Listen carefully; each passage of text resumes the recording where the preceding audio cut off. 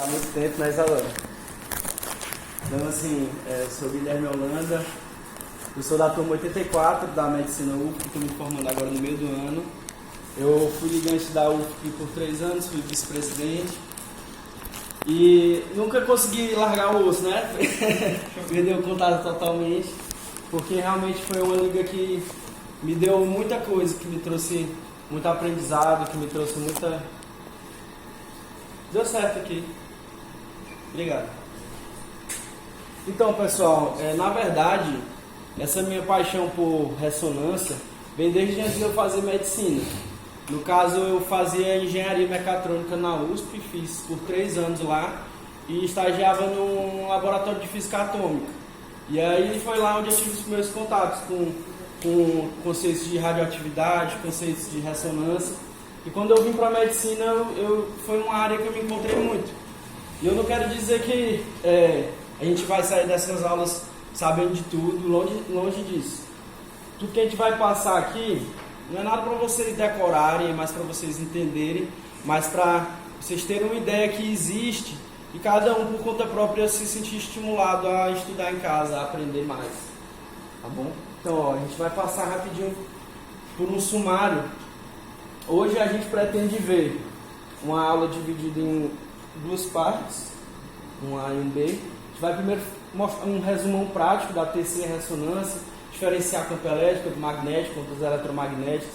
Então assim, gente, já para falar, a gente vai ver muita coisa de física, porque a base é realmente necessário, porque, assim, sem medo de ser feliz, a água em T2, a água em T2 é branco ou é preto? Branco, né? Então assim, vocês já sabem isso, mas por que é branco? Por que a tomografia, uma coisa é preta e na ressonância é branca? É isso que a gente vai conversar. Mas vocês não precisam ficar querendo fritar a mente para entender 100%, é mais para a gente exemplificar mesmo, é mais para ilustrar. A gente vai falar de... Eu estou apanhando aqui com esse negócio. Isso não é. Não é aqui não, que é o laser. O canto inferior, esquerdo. Esse aqui. Isso. Beleza. A gente vai ver alguns princípios comuns da imaginologia, como é que a imagem se forma por raio-x, vamos falar sobre o hardware da TC, propriedades da imagem por TC e alguns perigos da radiação ionizante.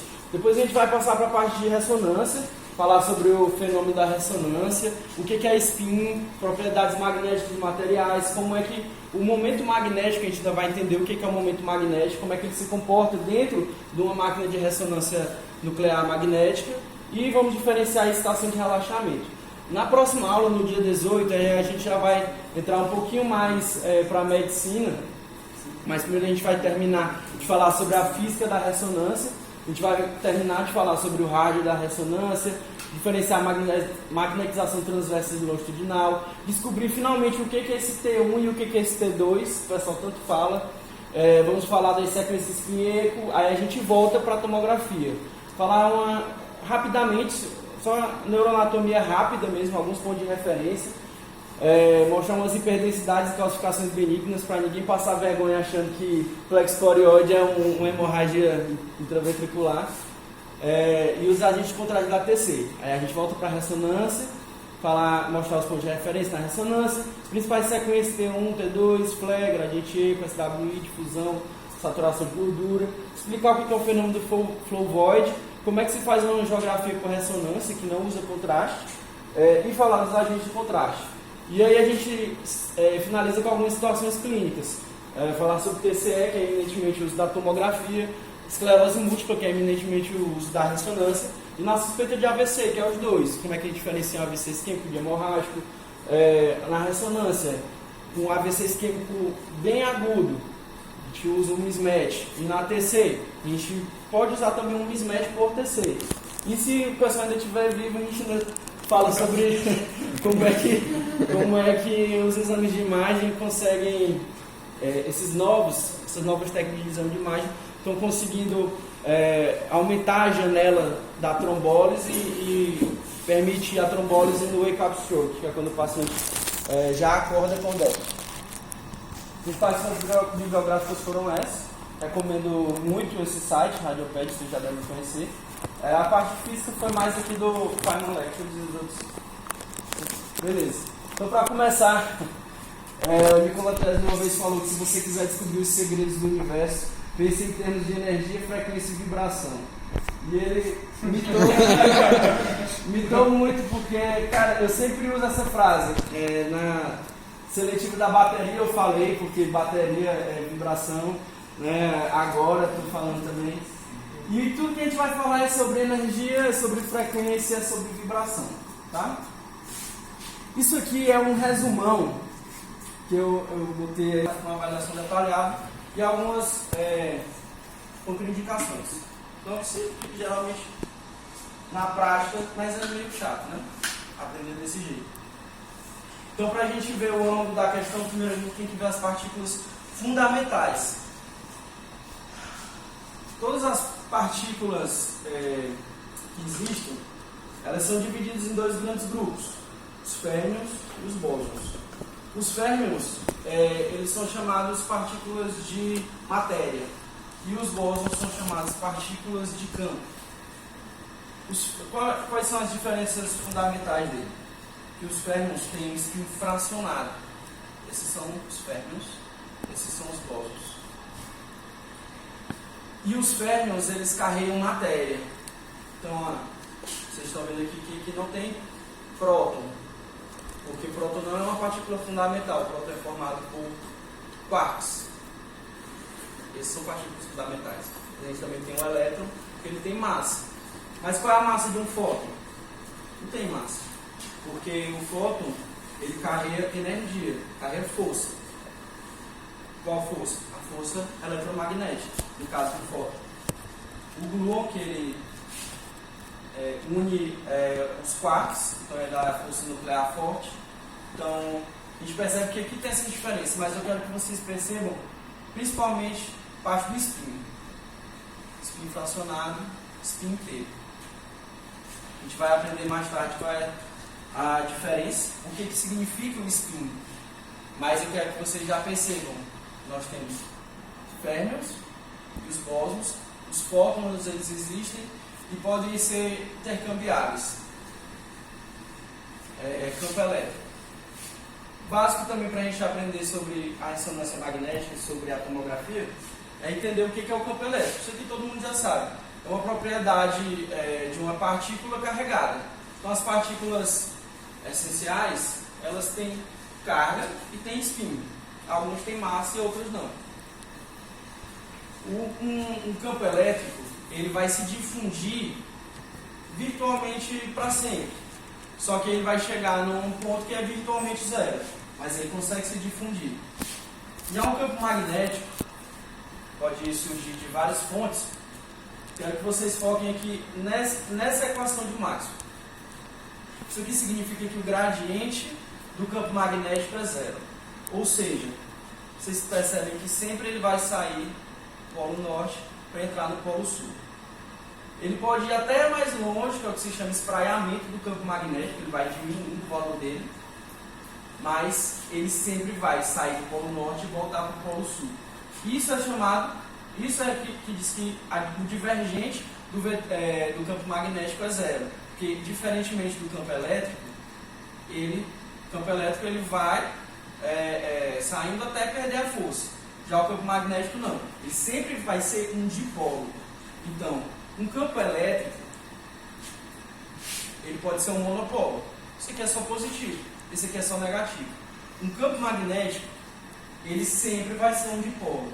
Se eu pegar um ímã e cortar ele no meio, aquela parte que eu cortei no meio vai se tornar o polo oposto da parte intacta. Então sempre vai ser um dipolo. Mesmo em partículas pequenas como o próton, que a gente vai ver depois que ele funciona como um pequeno ímã, ele também vai ser um dipolo. Certo. Outra parte importante da física fundamental é a lei de Faraday, que é a lei da indução. Então, sempre uma corrente, a variação do campo magnético vai levar à variação do campo elétrico.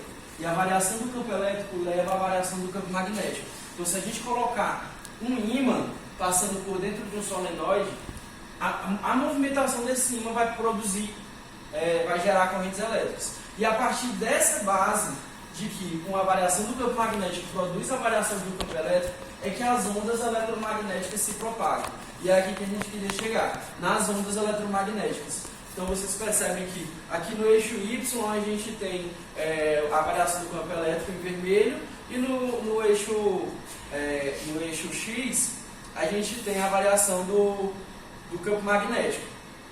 E o vetor azul é a soma dos dois, né? Então, quando um deles está zero, o outro fica máximo. E o oposto também acontece. Essa seria uma melhor representação da variação do campo magnético e variação do campo elétrico. Por quê? Porque como o divergente do vetor campo magnético é zero, a gente não pode dizer que ele está fazendo esse movimento de ir para um lado e para o outro. Ele faz mais um movimento circular, o campo magnético faz um movimento circular, e o vetor a gente vai ver tangenciando. Certo? Falando sobre uma coisa que eu não falei, gente, é que qualquer dúvida que vocês tenham, vocês podem interromper para perguntar, tá? Assim, a gente acaba falando muita coisa e esse primeiro momento é um pouquinho mais pesado mesmo. Talvez a maioria já viu isso aqui no tempo de ensino médio também, mas é importante que todo mundo entenda, que todo mundo acompanhe direitinho. Vocês vão ver que cada um desses conceitos vai se tornar importante mais na frente. Se alguém tiver alguma dúvida, pode interromper que a gente esclarece, tá bom? Então, as ondas eletromagnéticas, elas variam basicamente pela frequência e inversamente proporcional ao comprimento de onda. Então a gente vai ter o espectro de luz visível, que está só aqui, de 700 e 400 nanômetros, e numa frequência maior, ou seja, num comprimento de onda menor, a gente vai ter ultravioleta e os raios-x. A partir daqui, a gente tem a radiação ionizante. E o que é a radiação ionizante? É uma radiação que pode ionizar um átomo, ou seja, tirar um elétron. Onde é que está o raio-x e a ATC? Aqui, dentro do espectro da radiação ionizante. E onde é que está a ressonância magnética? A ressonância magnética está aqui, luz de rádio, micro-ondas. Micro-ondas é aquilo que você tem na sua casa, o pessoal está dizendo que dá câncer. Sim. É a energia da frequência dele, a energia baseada na frequência das ondas eletromagnéticas do micro-ondas é menos intensa, é menos energética do que a da luz visível, né? Porque a energia de um fóton é a constante de Planck vezes a frequência, então é diretamente proporcional. E aqui está a ressonância magnética. Então a ressonância magnética não é uma radiação ionizante e é virtualmente inocente ao ser humano. Não vai causar dano, né? Então, a gente vai falar agora sobre alguns princípios de imaginologia geral, princípios que vão servir tanto para a tomografia como vão servir para ressonância e, na verdade, para qualquer tipo de imagem, ultrassom. Então, na verdade, a gente vai trabalhar com transdução de sinais. Eu preciso pegar sinais que o meu corpo não consegue perceber, né?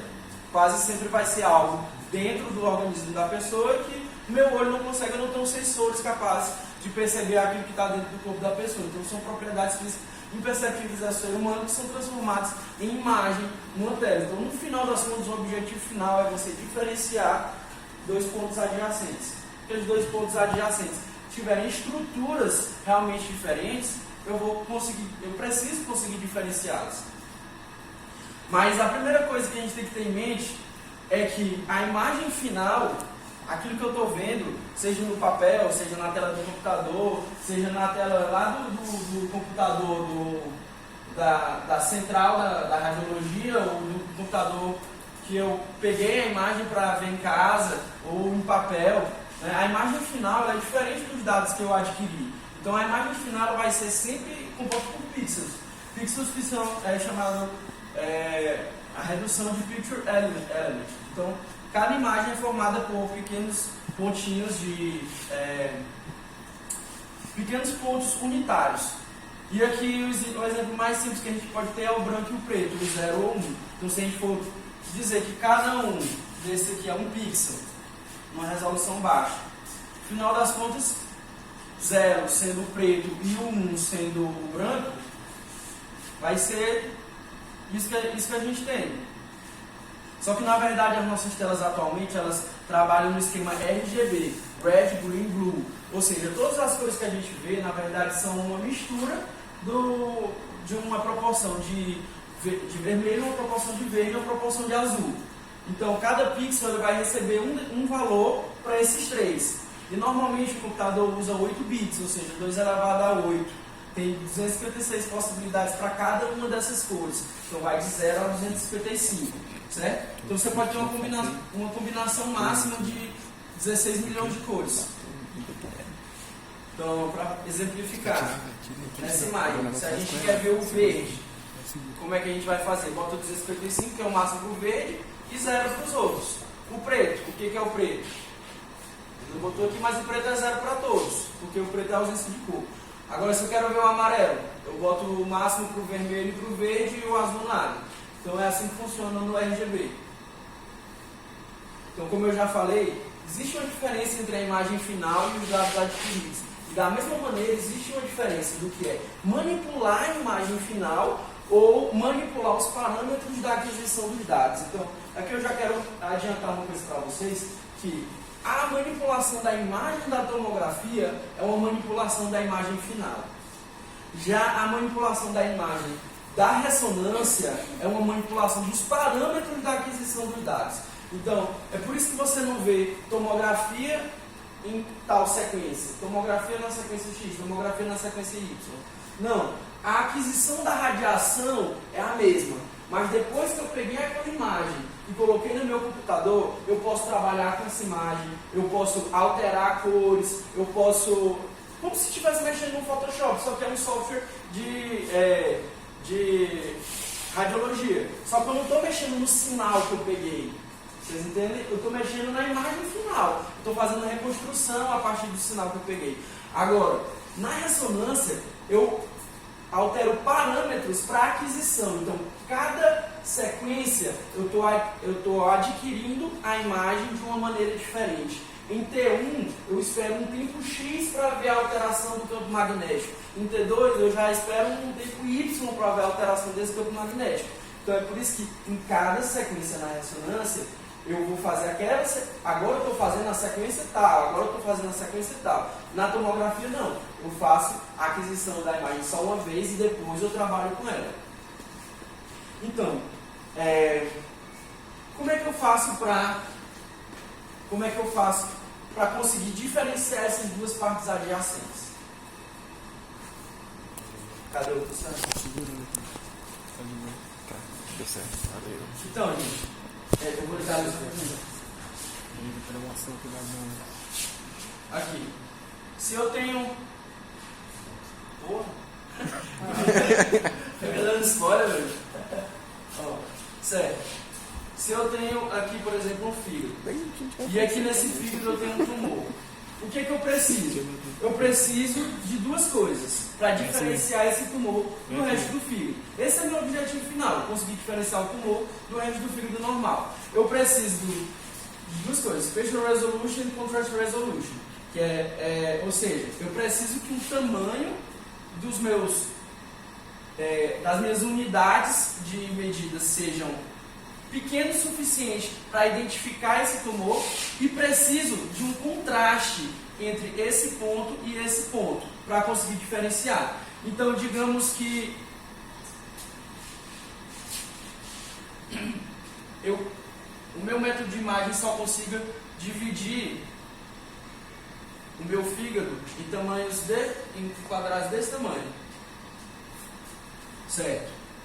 Se ele só dividir em quadrados desse tamanho, o sinal que eu vou ter é uma média de tudo que está aqui. Eu vou ter um sinal que é a média do que está dentro e do que está fora. Então, esse tamanho aqui, esse tumor que está menor do que o mínimo da minha imagem, ele vai acabar se perdendo com o resto. Isso é o conceito da resolução espacial. E para entender a resolução espacial, a gente tem que ver que, na verdade, na TC e na ressonância, a gente não está analisando pixels na hora de adquirir o sinal. O pixel vai ser só na hora de mostrar a imagem. Na verdade, na hora de adquirir o sinal, a gente está analisando voxels. que são volume elements, ou seja, elementos de volume, não mais elementos de figura, né? Picture elements, são volumes, ou seja, isso aqui é um volume e esse volume vai ser representado por um pixel, ou seja, aqui está a cara do meu volume. E como é que eu vou determinar esse volume? A partir das 3 dimensões, tamanho daquele pixel, e uma fatia pré-determinada, que eu vou pré-determinar na TC e na ressonância de acordo com a resolução da minha imagem, do meu aparelho, certo? Então, se por acaso isso aqui é a fatia toda, se isso aqui é a fatia toda, aí eu tenho um valorzinho, um pretinho aqui e um pretinho aqui. Eu não vou ver exatamente, quando eu passar o corte aqui, eu não vou ver o branco, porque aqui não tem nada. Eu vou ver a média de tudo que está aqui. Então, quanto mais fino for, mais definição eu vou ter.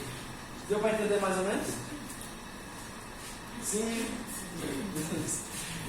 Certo. A outra então, como eu estava falando, né? Ainda sobre a resolução espacial. Se eu divido em tamanhos pequenos, eu vou ter uma resolução melhor. Agora, com relação ao contraste, a resolução do contraste, eu tenho que partes diferentes do meu corpo promoverem sinais diferentes para a minha máquina. Seja sinais a partir de radiação, seja sinais a partir de variação do campo magnético. Então, esse é o meu tumor hepático. Meu tumor hepático está me mandando sinais diferentes do resto do fígado. Em sequências diferentes. Eu consigo diferenciar porque o sinal que ele manda, ele pode ter a estrutura mais diferente que for. Pode ser um tumor de um alienígena do meu fígado. Mas se o meu método de imagem recebe o mesmo sinal do que o que está do lado que é normal, eu não vou ver. Não vou ver se... Isso é a resolução por contraste.